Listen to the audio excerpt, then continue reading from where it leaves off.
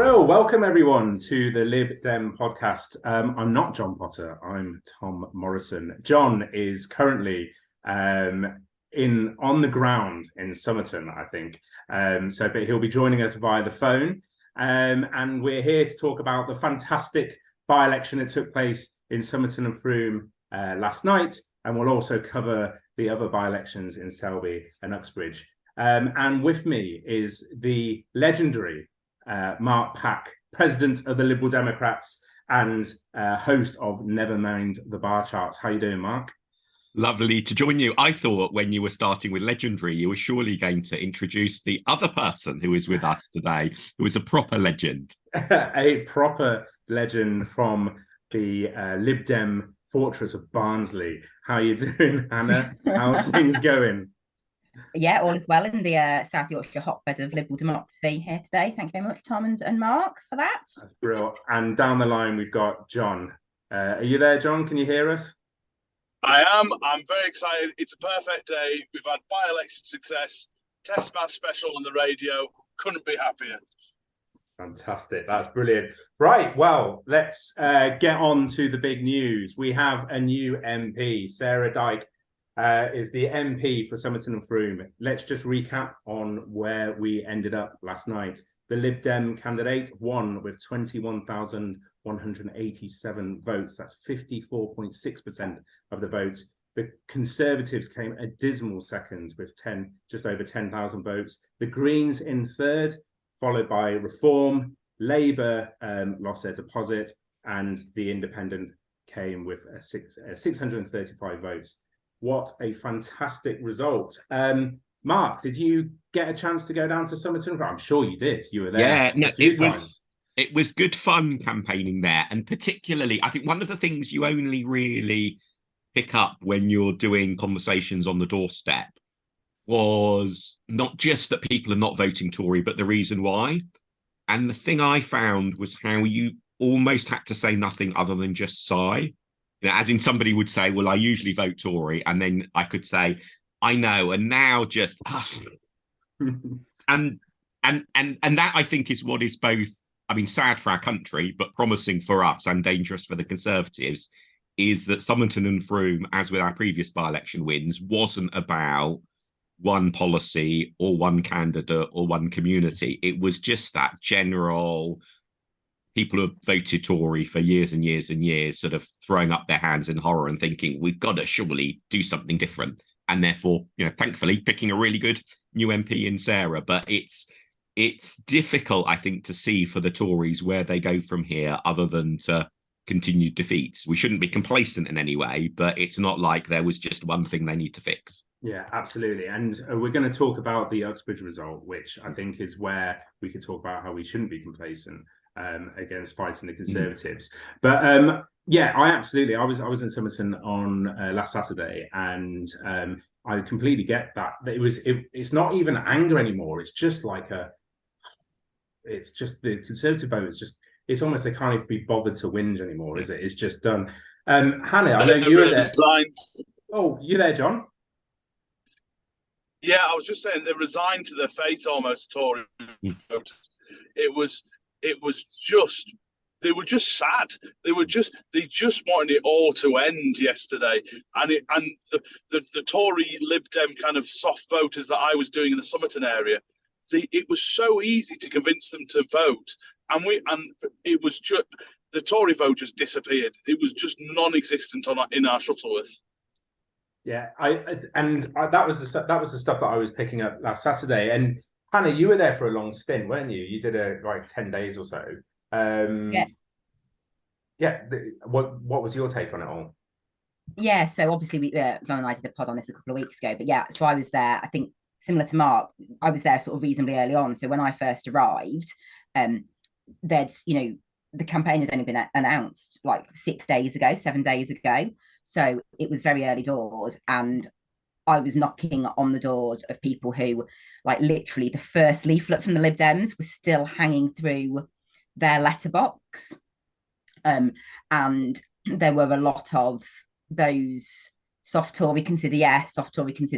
You know, a lot of people were quite clear that they would not be voting Tory again this time. but were less clear about whether that meant they would vote at all or stay at home, whether that meant they would vote Lib Dem, or whether they might sort of go for what they would see as a bit of a protest vote, you know, so the Independent or the Greens for some people was a protest vote. We'll come to them in a minute.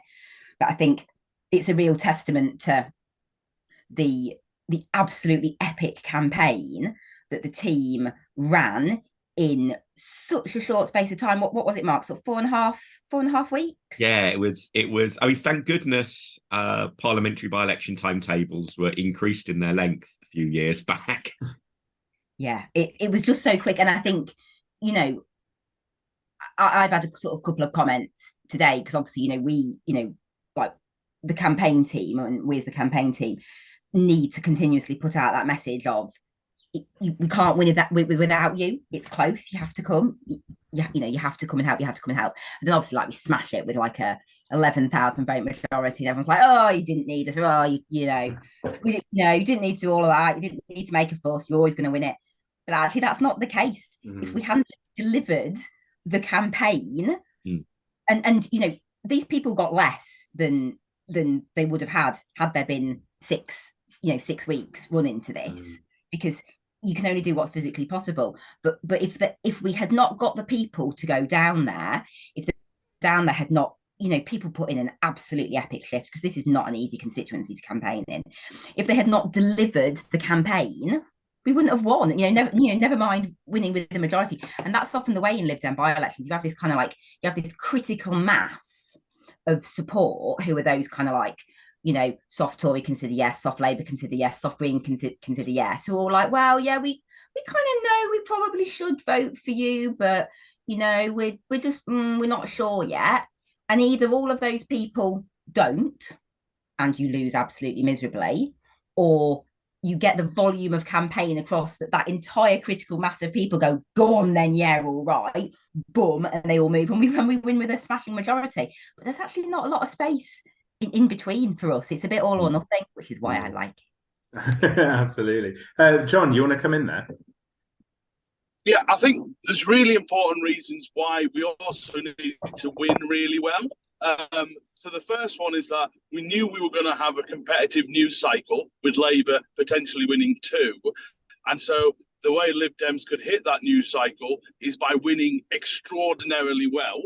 But also, that constituency going forward is getting completely torn up and redrawn and going in with different areas. So again, for wherever Sarah goes next and the other candidates that come in, they needed a real strength of vote to say, we are the only people that can beat the Tories here. So it's about the long game as well as the... Oh, you're just cutting up a bit there. But Mark, when this is called and we know what's going to happen with the boundaries and stuff, was that the thinking that was coming out from HQ, is that we just need to make this a massive victory to ensure that we're in a good place, however the constituencies look afterwards? Yeah. I mean, I think there's a lovely quote from John Curtis, which I think sums up the situation brilliantly, where he wrote, "The Liberal Democrats have been making the spectacular seem routine." Because, of course, trying to get even anywhere close to winning the seat should have seemed an insanely ambitious thing. And actually, I think the thing that probably was most worrying the team all the way through the campaign was that people might be complacent, that right from the dot, lots of people outside the party, but also inside the party, were thinking, oh, of course we're going to win this, even though it required one of the biggest swings since the Second World War, one of the most spectacular election victories in any of our lifetimes, and probably actually a couple of our lifetimes added together, to win the seat. So it is an amazing testament to what all of our hard work has achieved in the last few years, that something so outrageously ambitious and history record-making rewriting should have seemed, yeah, of course we're going to do it. Maybe we should be thinking about it. And I think, though, the point that Hannah made is really important, because it's important that we're honest with people when asking them come to help.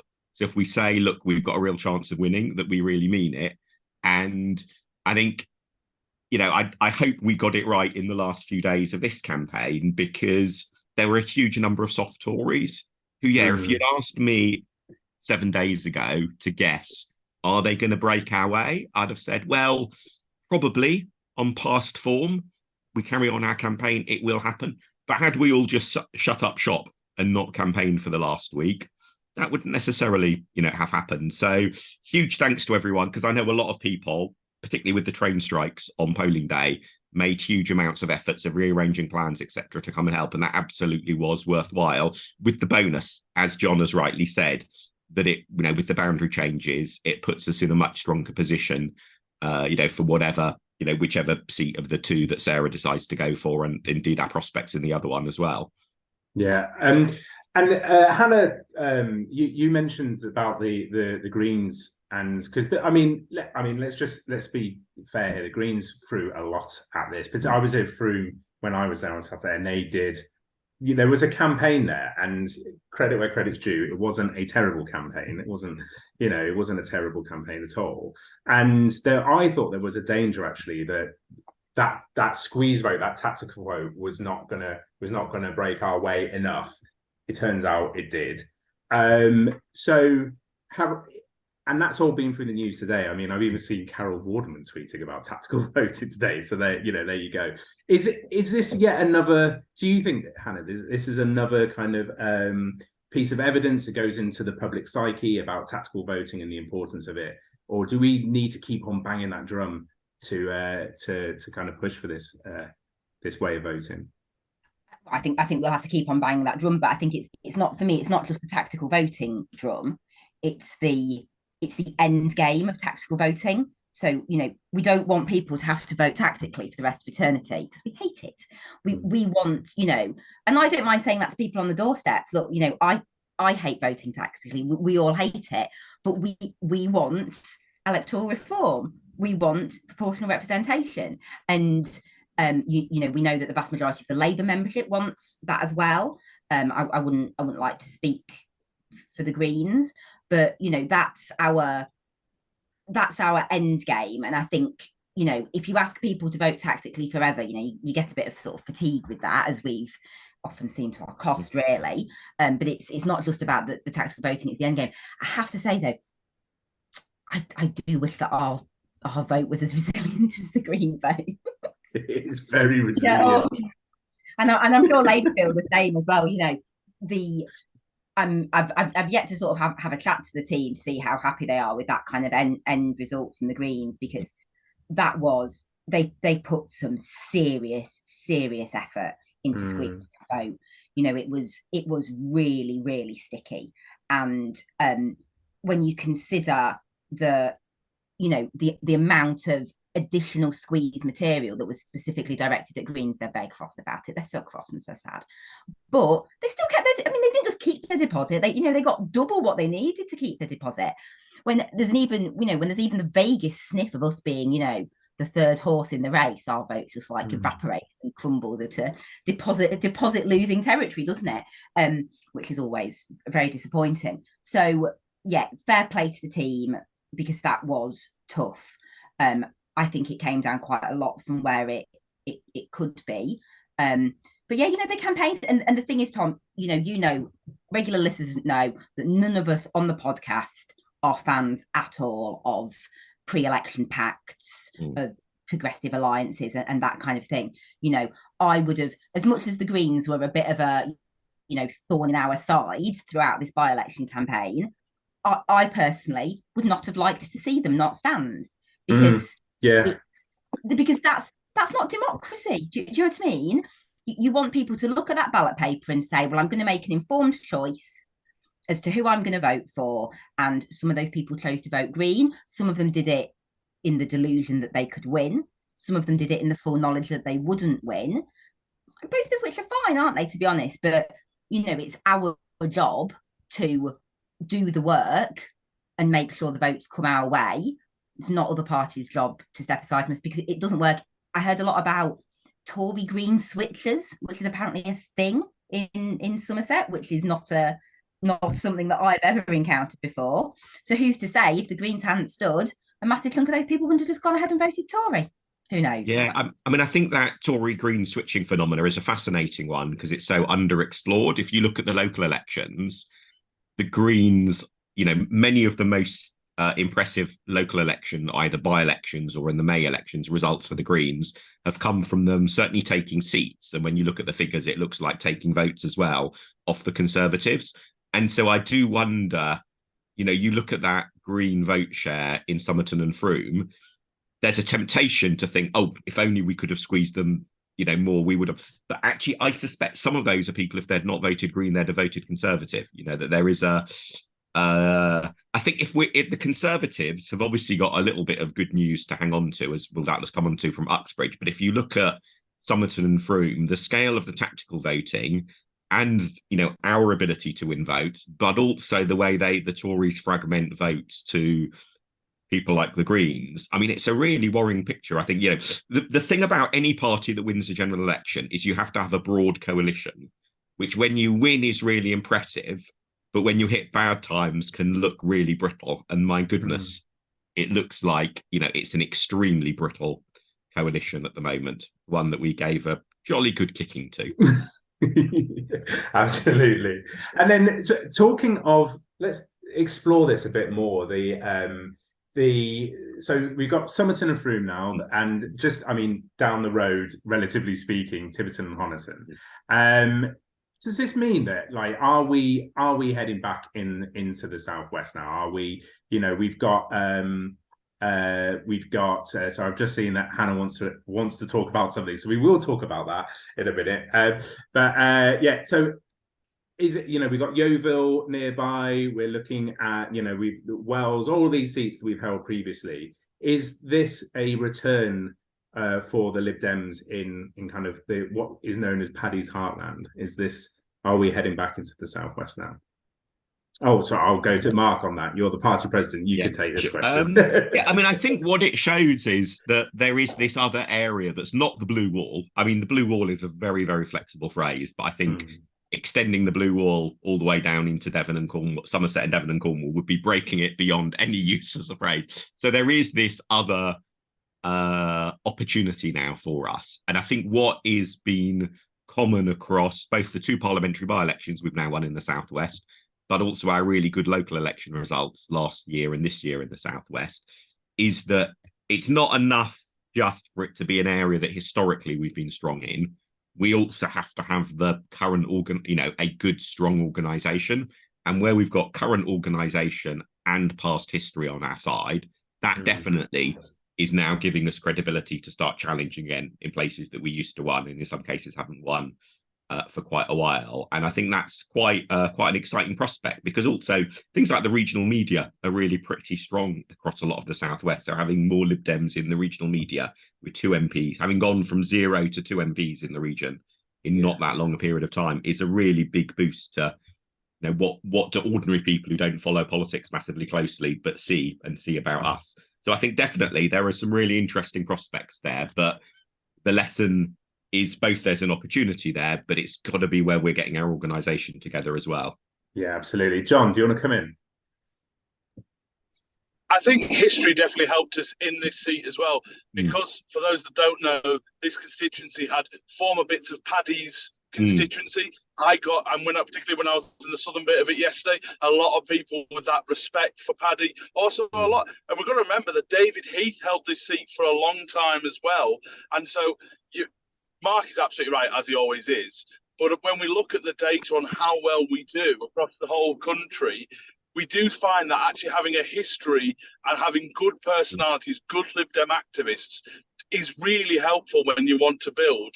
And if some of the people that lost their seats in 2015 in the southwest are staying around, coming back, helping get new candidates over the line, then it's a very exciting time.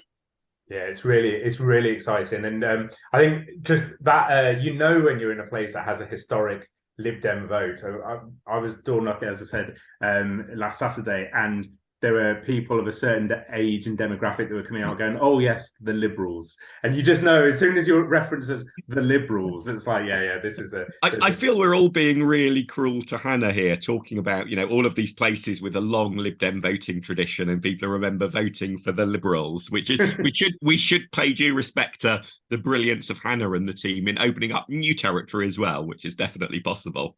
Well, I was just going to say that weirdly, they refer to us as the Liberals in Barnsley sometimes as well, which I think is more of a reflection as to how long some of them have been in politics rather than a reflection of anything else. Can I just be the boring person that just does the little kind of word of warning to the Southwest, which is that, yes, it's all very good, it's all very exciting, but we do know how bad things go for us if we stretch ourselves too thin. Yeah. And and that this was my biggest anxiety after Tiverton and Honiton, to be honest, because obviously that's a seat that we've never won before. And so, you end up in a situation where every single seat in Devon and Cornwall goes, well, if Tiverton and Honiton can win, then we can win. And that means that you just don't ever have that amount of resource to get any one seat over the line. And, it's easy for me because I don't live in a seat where we've got even a vague sniff of winning. We all learned that in 2019. Yeah. So it's easy now. So it's easy for me to go, well, it's fine, I'll go and help somewhere else. But, if you were in, St Ives or, North Cornwall, struggling massively with my Southwest seats we used to hold, someone help me out. One of those seats that we used to hold in the past that, we just haven't quite got, we haven't got the infrastructure. It's just not quite there. That dilemma between, do I go and help and make sure that we can get, if we could get 4 seats in the West Country or 6 seats in the West Country rather than 2 that we've got at the minute, that would be amazing. But the second that everyone goes, right, yeah, we can win every single seat here, is when we start losing. So I know that the sort of campaign team and organisers down in that part of the country have got a massive job on their hands, keeping people focused on our target so that we don't get greedy and come out the next general election with nothing. Well, I think that's absolutely right. And it's really important that not only do we kind of stay focused, we stay targeted, we stay efficient, but it's vital to understand that, winning like this is not easy. And it's testament to the team that were down there with Ruth, with Paul, with Nicola, all of them that were running such a fantastic campaign. It was blood, sweat and tears that they poured into that, and huge amounts of activists and a huge amount of fundraising to kind of win that seat. So it does take a lot of effort, and it's going to take a lot of effort to hold whatever the seat turns into and whatever becomes a target. It's going to become it's a lot of effort, and so we can't just be stretching our teams to places where we're not likely to win. Hannah, you've demanded on the chat, that we talk about the stunt.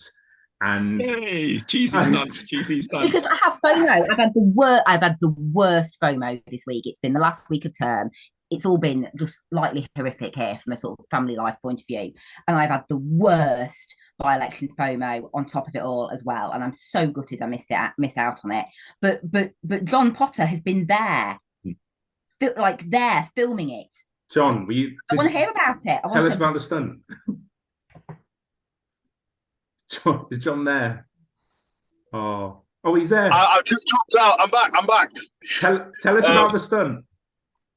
Oh, the stunt was great fun. Now, they were really secretive about it to the point where they've censored him from telling us anything about it. I'm going through a black spot, but I'll keep going as much as I can. The stunt was excellent, though. Less mechanical issues and more just people doing things. And it really shows, though, because the BBC and the press and everyone else love it. They absolutely love having a bit of fun with it. And you see the Labour one, it's Keir Starmer with a couple of dozen people saying, yes, isn't this fantastic? It gets no cut through whatsoever. And when we're in a fight, but the creative stuff behind it, and you were talking, Tom, about the HQ team. Some of those people had maybe less than an hour's sleep and then got up and did that stunt, got it rested. They haven't seen sometimes family or friends in weeks. And I think they just deserve so much credit for what they do. And any Lib Dem that complains about the stunts, that they're tacky or they're a little bit cringe, that's what's getting us attention. We had people stopping us, random punters in the street saying, is the next Lib Dem stunt happening here? It's had cut through. It works. Well, it was on Sky News earlier. They did a little kind of 2 seconds of Uxbridge. They did like a 2 seconds of Selby, and then they did like 10, 15 seconds of Ed and the cannon and all that. And that was exactly what you wanted, wasn't it? And all those posters everywhere. It's just clearly just dominates the news. I've got, and you can tell it's cut through. I got a text from a friend of mine who lives over in Germany. And it was, I think he stole it from Twitter, but it says, "You've got to wonder what stunt the Lib Dems would do if they won an overall majority. Maybe Ed Davey doing an Evel Knievel leap over 20 blue buses." So I think that, there you go. Even people in Germany texting about these stunts now. So I think that was it. Yeah, it was absolutely fantastic. The one thing I did want to, before we move on to other things, there was a little thing that I read. I'm going to misquote this, but apparently Ed is, since Paddy, the most successful leader we've had in terms of by-elections. Mark, does that mean that you're the most successful president we've had? Indeed. Well, I think the terms of different presidents during Paddy's time means that the gains in Paddy's time were split between others. So I might be able to make some outrageous claim. But one has to say, undoubtedly, the credit for all of this goes massively more to Ed and to the team and the candidates than as it were a backroom role like myself. But we should all take real pleasure from the fact that we are doing really well. We are doing really well at parliamentary by-elections. We are doing really well at local government elections. We've got a bit of a way to go to start doing, hitting those sort of historic highs at other types of elections, whether it's a general election or whether it's devolved elections. But, we've taken a couple of really big steps forward in what is not that long a time since the horrible, horrible low of December 2019. Yeah, absolutely. Hannah, you politely put your hand up. I'm always polite, Tom. And I think, and just to follow on from what Mark's saying, is it's really important for people to appreciate, why we do this. It is partly because we just absolutely love winning by-elections because they're loads of fun, and also because we desperately need more MPs in the House of Commons, but also the interest from the media and the coverage that gives us going into the next general election, because we know that whenever you drop into general election mode, like the air war just really drops into that two-party politics, that who do you want to be prime minister, the red guy or the blue guy, and that's where it ends up. And I know that this by-election, came at a difficult time for a lot of sort of our target seat candidates, people like yourself, Tom, in that you've had a busy round of local elections, you're sort of knackered, you're sort of just dusting yourself down for, a summer of general election campaigning, really. As a party, we're getting ready for the general election, and that focus needs to be on, right, okay, let's get going now in our target seats. And then all of a sudden, all the resource, all the staff, all the activists, all the excitement is pulled down to a by-election. But every one of these by-elections that we win with headline grabbing news like we've done today makes the chances of Tom Morrison winning in Cheadle at the next general election greater, because it gets that message across to Labour voters in your patch that it reinforces that squeeze. It makes us credible, so those kind of wavering Tories who are like, well, I don't want to like waste a vote, it makes us credible. And it and it also gets our media team that coverage with the the whole press and media sector, which means that they know that if they want something fun, come to us, because we'll be able to keep on providing that to us. So this is, although it can seem like a distraction at times, this is how we improve our gains in the next general election. And not only helping Tom, but actually, Hannah, helping you and your colleagues in future council elections next May as well, where we're up against Labour, and elsewhere we're up against, say, the Nationalists, for example. I think by-elections are one of the best ways of giving the whole party a huge boost. Although, given what you were saying earlier, Tom, about that question about what would we do as a stunt if we won an election, a general election, the thing I fear now is that obviously the circus and clowns theme is one that's got quite a lot of variants on it. So I can just imagine something featuring sort of custard pies and clown shoes might be being lined up for Mid Bedfordshire if and when that happens. Maybe a trapeze. Well, I think That's a really good segue, actually, onto. So there were two other by-elections that took place last night. We had Selby and Uxbridge, and I think both of them are really interesting in terms of like the immediate future and I say distant future, but that's certainly the next 12 months.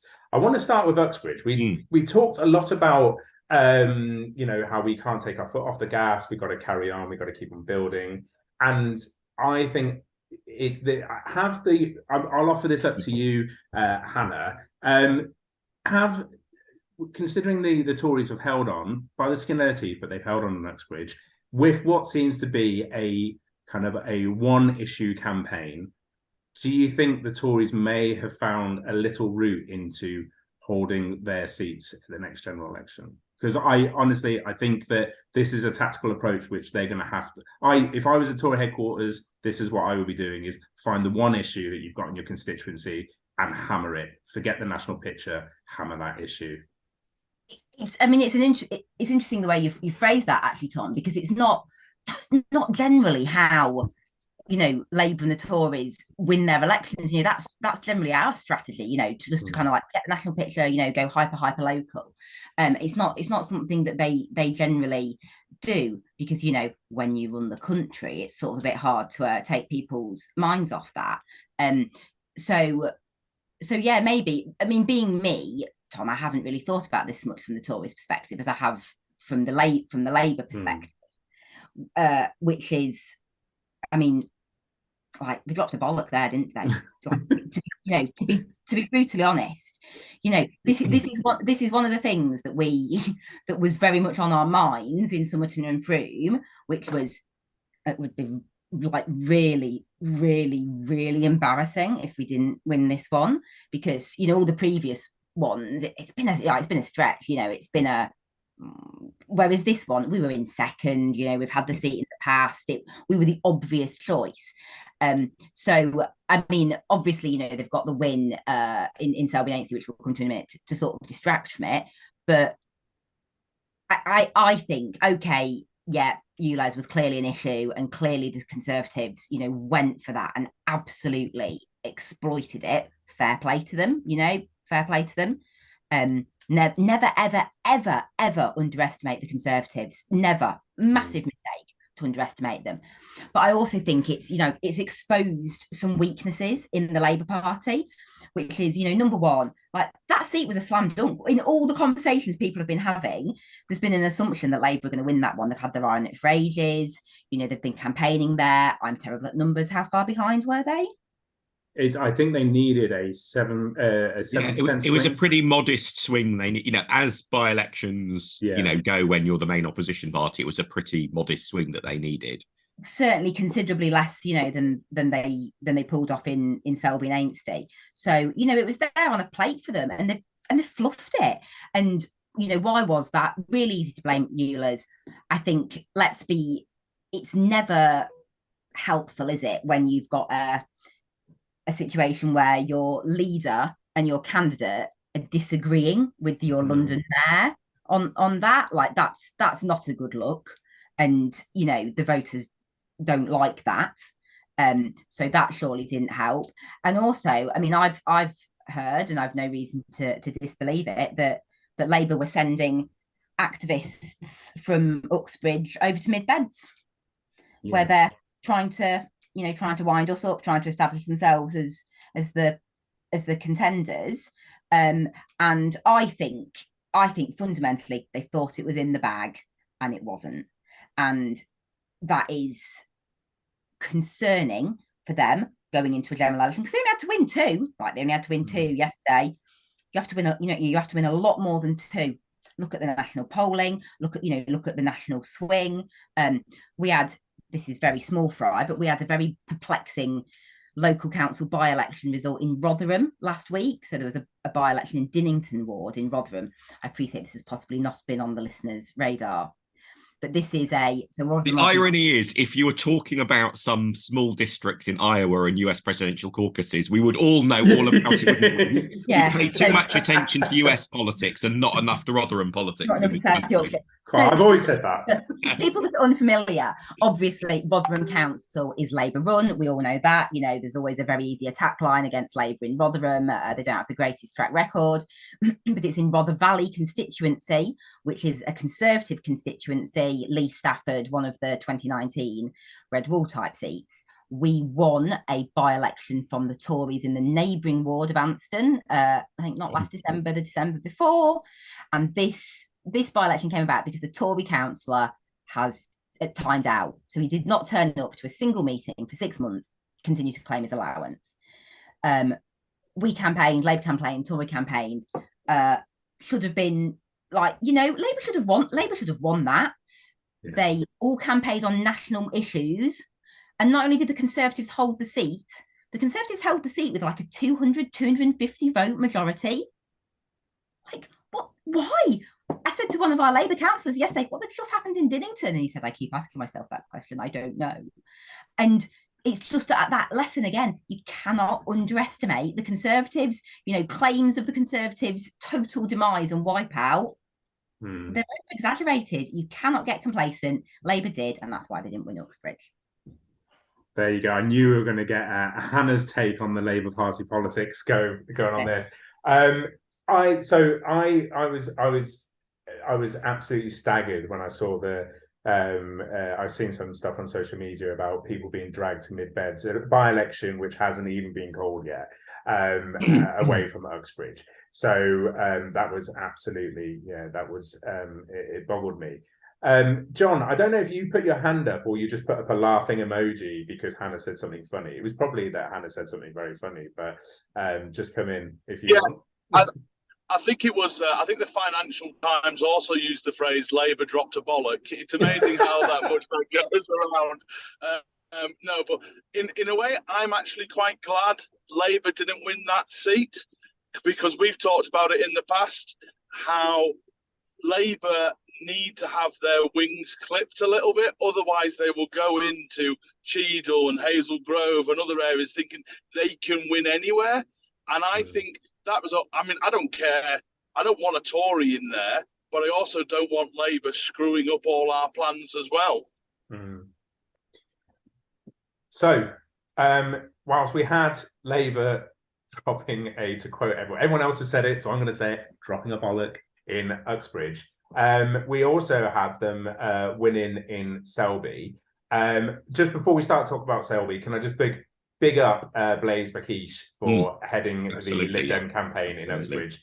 It's, if you're at conference, Blaise, pints all round. Absolutely. Well done. Thank you very much for standing. So Selby, where the fabulous Matt Walker stood for the Lib Dems, we had Labour won on 46% of the vote, with Keir Mather is now the youngest parliamentarian in the House of Commons. And firstly, can I just say, Johnny Mercer, give you a head a wobble for that in-betweeners quote. I mean, came across as so bitter. That's so bitter. It was just awful. I mean, there's definitely scope for a bit of humour around the fact that the new Labour MP for Selby wasn't even born at the time of the 1997 general election. But, that doesn't mean he's going to be a bad MP. It doesn't mean he's going to be a good MP. Just like if somebody is 60, that doesn't mean they're a good MP or they're a bad MP. It was, Johnny Mercer was just, what it revealed is just that unpleasantness that actually so often people who seek to be populist in some way actually reveal that for all of their would-be populism and under the surface, there's actually quite a lot of dislike of most of lots of people.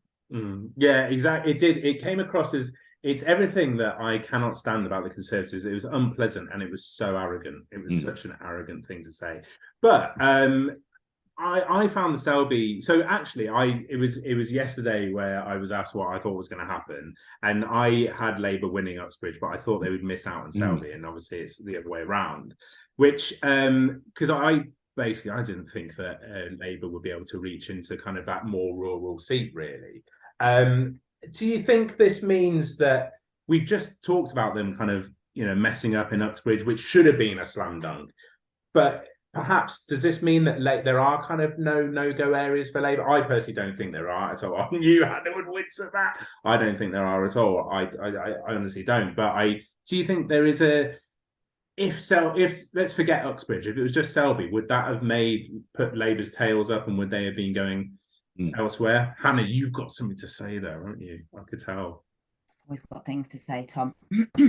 Yeah, I was just trying to have a little look at the numbers there, because the big question really in Selby and Ainsley. So first of all, yeah, congratulations to Labour, congratulations to Keir Mather.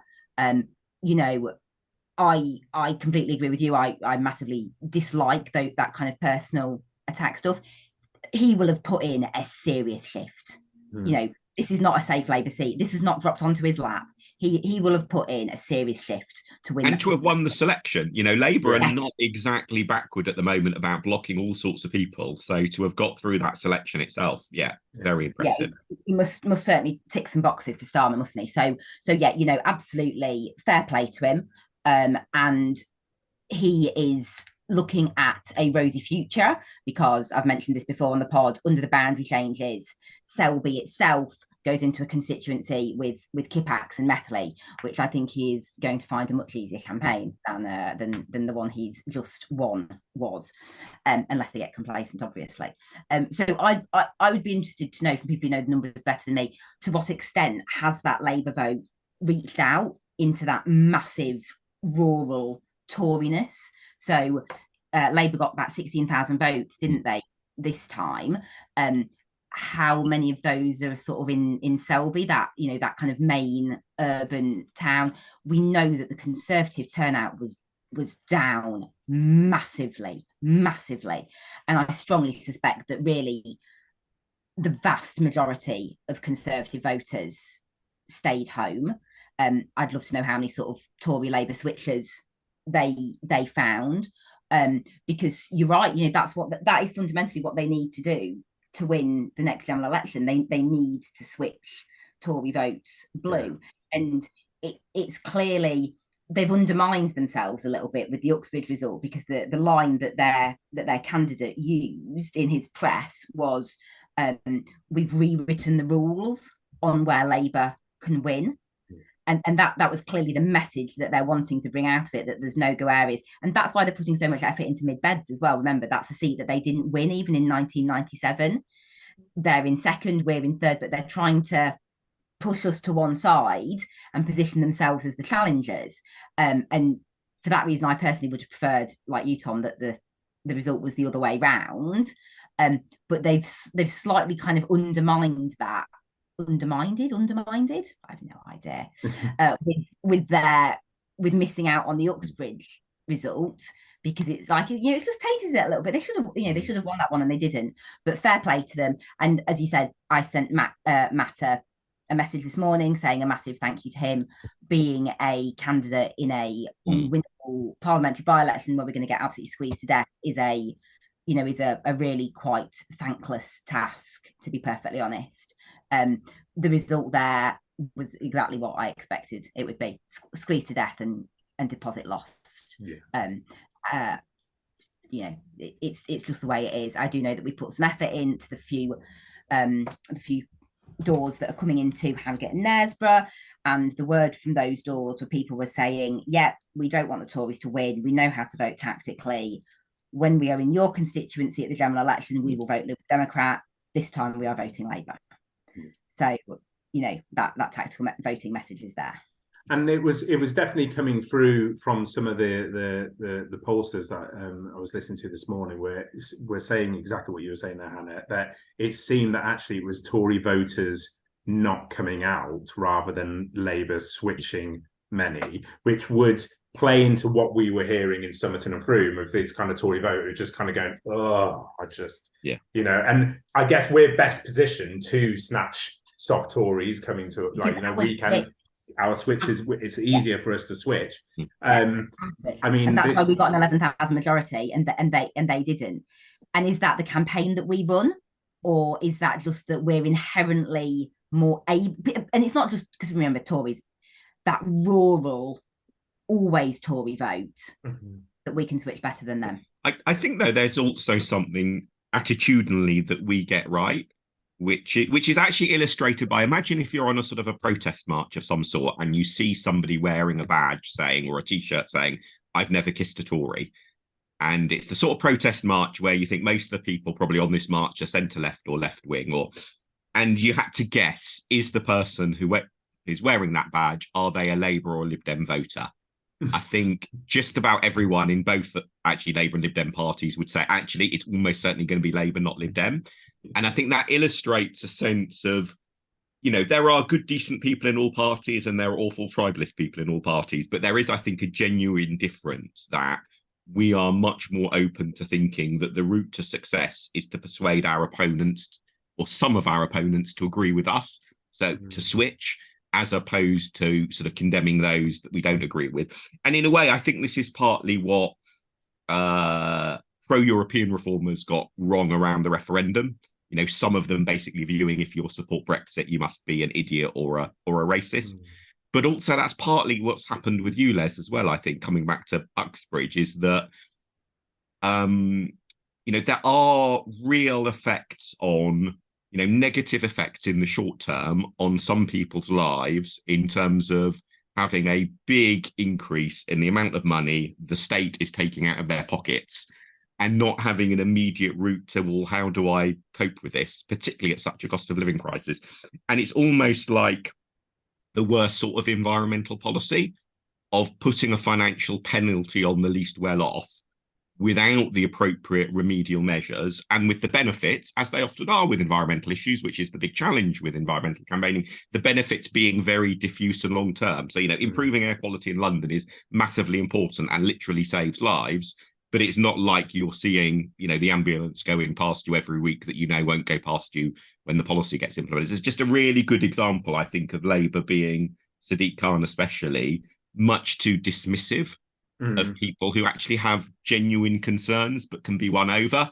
And there's a lesson there about Europe. There's a lesson there, of course, about housing as well. There's a common thread about, success in terms of winning elections and therefore having the power to actually do something so often relies on finding those people who have concerns that are genuine but can be addressed and therefore can be won over, as opposed to simply categorizing everyone who is worried about the impact of Ulez. You must be a pro-car fanatic. You're worried about housing development. You must be a diehard NIMBY. You're not so sure about something to do with Europe. You must really be a racist.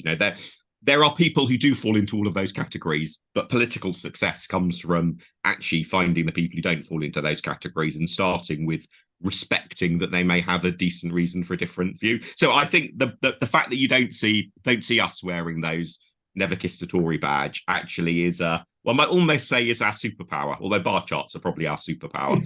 I'm not sure what the next niche down is from superpower. Pretty good power. A decent power. I need to work on the phraseology of that a bit, don't I? No, I think that's absolutely right. And I mean, I saw some stories, some reports coming out last week about a memo going out to Labour members saying, if you can't be polite to Conservative voters, we don't want you in our account, knocking on doors. And it's like, you wonder quite what had happened to trigger that memo, don't you? Yeah, exactly. Absolutely bizarre. John, we were talking about the Ulez stuff before we started recording, and I've noticed you got your hand up. Is that what you wanted to bring up there? Yeah, I hope I'm coming through okay. Yeah, I'm a little bit worried, and I wonder what the rest of the panel thinks about this kind of race to the bottom on environmental issues that is likely to happen between Labour and the Tories now, maybe even exacerbated by what's happened, because I think everyone in this room and most Liberal Democrats are actually very aware of the climate emergency, and it's a key topic for us going forward. Now, how we do that in a cost of living crisis when clearly the Tories are going to make it into quite a large campaign issue. The Spectator's response to these by-elections was very much thinking that Labour is going to go away from a net zero kind of policy. How do we then fit in that? And going back to Mark's point before, how do the Greens and these Tory Green switchers deal with that new demographic as well if the Tories are really going to go after green issues?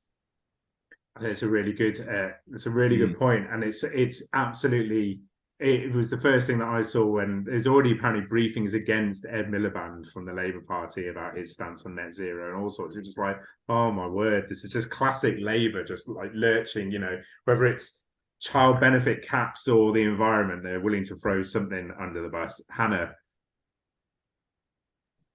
Yeah, so it's an interesting one because certainly Labour around these parts, Barnsley Labour, they've absolutely no interest in this kind of stuff. Steve Houghton, who's the leader of Barnsley Council, he considers kind of like tackling climate change to be a sort of a bourgeois middle class issue that is low on priority for the good people of Barnsley. May or may not be correct, who knows? But I was talking to some colleagues this morning about the Ulez stuff, because obviously it doesn't really touch me up here. And what they were saying is that it's a real genuine issue for people in that kind of outer London. And they were talking about Cambridgeshire as well, because you kind of your emission charging, can't think of the word. It works. It's only going to work where you've got a really, really good public transport network, where fundamentally people are not going to be either penalised or inconvenienced in any way by getting rid of their cars, basically. And so it works. But then as soon as you start extending it out, to those outer areas, it's not that people don't care, and it's not that people don't want to reduce their car use. It's that the infrastructure just isn't there, to allow them to do it. And for me, that's where Sadiq Khan has failed. He's assumed that the infrastructure and the will is the same in the outer bits of his patch as they are more centrally. And all the Londoners listening to this must be like, has this person ever been to London? Because she clearly has no idea of any geography. I don't, it's true. But fundamentally, he has it within his power, surely, more than probably any other politician in the country, to improve that public transport infrastructure out in places like Uxbridge before slapping them with a congestion charge. Yeah.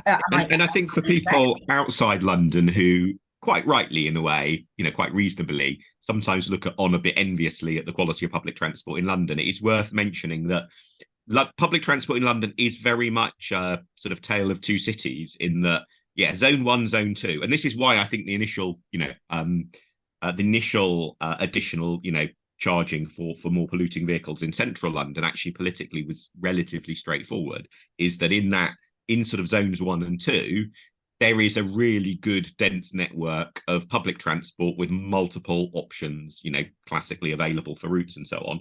But when you get to outer London, it becomes much more like the sort of public transport, networks in the rest of the country. I mean, I judge it by, normally when I'm going to Lib Dem events, I don't drive myself. So I, will get a sort of train or the tube or whatever there, and then often it will be walk from the station. And in that sense, so getting to Lib Dem events in London, partly because I live in London, in central London, is lovely breeze. But if you just think about walking time from stepping off the train, bits of Uxbridge or, outer southwest London are much more like the rest of the country in terms of how long the walk is there.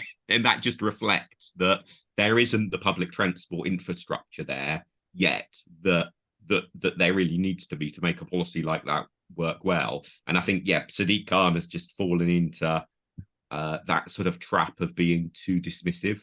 Actually, the Caroline and Hina, the two Lib Dems on the London Assembly, got a really good sort of package, with cross-party support as to this is how you can make this work. These are the additional measures that should happen. But Labour, Sadiq Khan, didn't want to listen.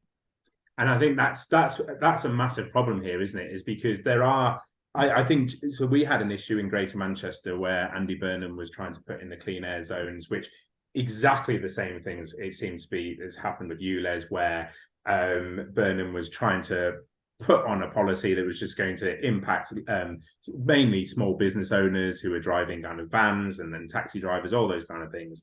And it just seemed to be a real arrogance about it, of just implementing this thing. And there was obviously a huge amount of opposition, which then kind of canned the plan, and now it's paused. And while that's happening, the air quality is not getting any better. It's getting worse.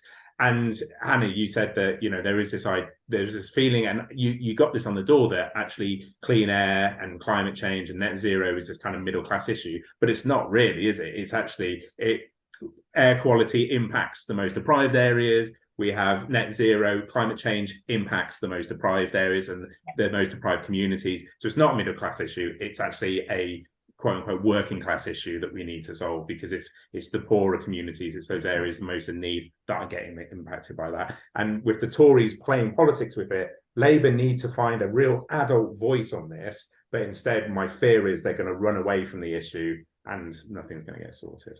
And it's not a coincidence, I think, that the politically most successful environmental measures related to motoring have generally involved tax reductions or financial bonuses for people who are being environmentally friendly. It's the sort of the carrot rather than the stick that works best. There's definitely a big exception to that with the initial introduction of the congestion charge by Ken Livingstone, but that again was the benefit that it brought in terms of reduced congestion and improved, therefore, bus services in London was immediately obvious. From day one you could see the benefits, and that this is the taxing some people more for a long-term, relatively intangible benefit is just politically really, really difficult. And I think that's the fundamental problem with the approach that Sadiq Khan has taken.